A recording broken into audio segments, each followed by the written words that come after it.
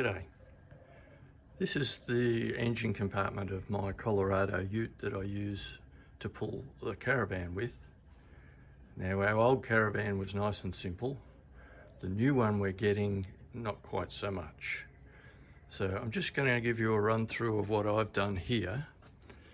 I'm not an auto electrician. I do know a little bit about electronics. So don't copy me. I'm just showing you what I've done. This is the vehicle battery. Down here we have two VSR switches or relays. What they do is stop any current going through unless the engine is running. Okay, there's the wiring there. You can see the thickness of the wires. Some are thicker than others because I couldn't get some of the really thick stuff, but my advice, put on the thickest you can possibly find. Okay, so I've got 3 fuse holders here for 3 supplies that go to the back of the car, but you'll notice only 2 relays. Okay, and there's also an earth wire over here. Now there is a mistake in this system, although it's not critical. I will be changing it and I'll tell you about that in a sec. Okay, we're now in the back of the ute, in the canopy, and there's my auxiliary battery that runs my fridge, and you'll see sitting on top of it there a DC-DC charger. That's why we only had 2 VSRs up the front. We don't need one for this because the DC-DC charger does that for you. So that charger charges that battery, which charges that fridge. And while the motor's running, it charges from the alternator. When the motor's not running, it runs from this solar panel, which is on the roof of the ute. And this solar panel, I can't remember if it's a 180 or a 200, I can't remember. But that's wired through that Anderson plug, fused again, and that runs into that DC-DC charger that charges the battery in the back. Now down here is where all the stranger things happen.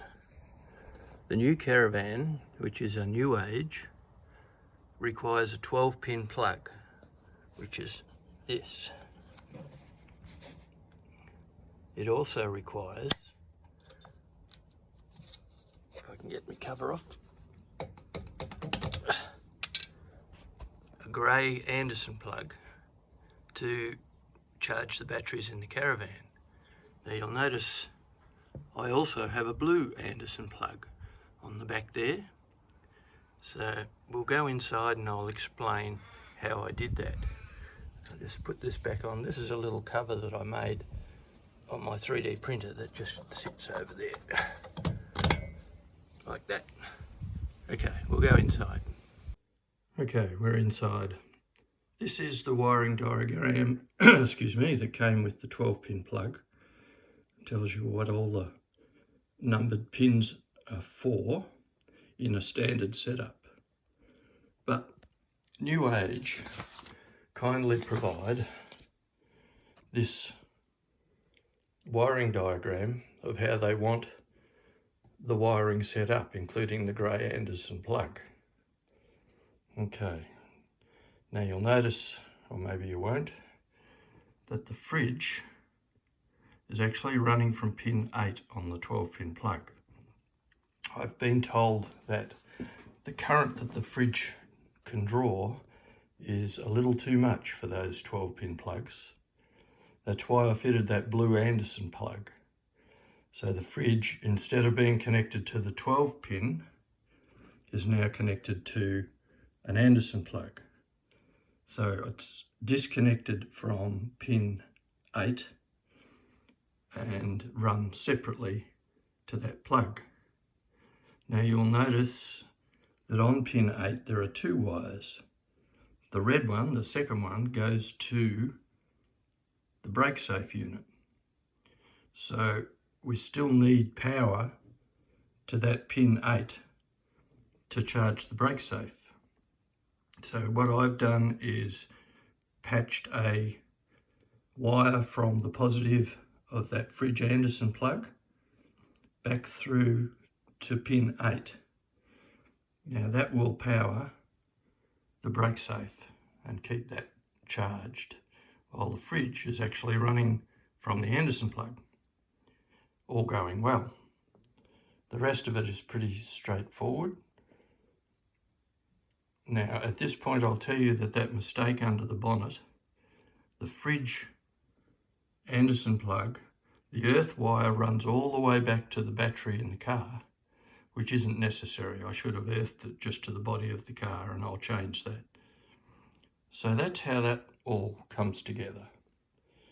Now another thing, I've been on to BM Pro, who make the system in the caravan,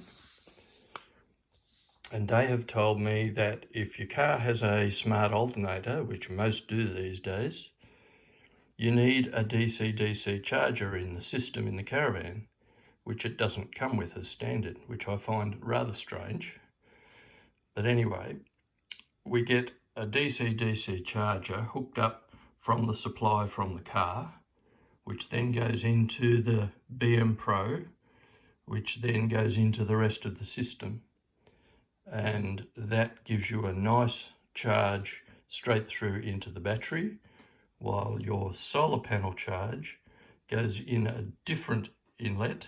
So therefore you can actually charge from solar and from the car at the same time. So that charges up the batteries very quickly. We will be having two 135 amp hour lithium batteries in the caravan. So this should work really well. If I've made any mistakes, do let me know. I'm no expert, as I said. So in the comments, let me know if you can see any glaring errors in what I've done. But I think it will work. Now, why I don't know it works yet is because we haven't got the caravan yet.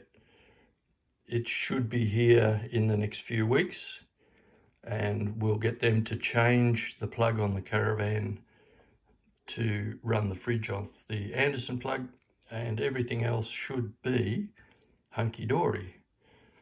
Oh, by the way, there's also a servicing wire, triggering wire, sensing wire, say, on the fridge that lets the fridge know when there's 12-volt current. So of course that has to be wired to the 12-volt current so that it knows. So I've also patched a wire in from that fridge positive into pin 12, which will tell the fridge whenever the engine is running that it can run on 12 volts.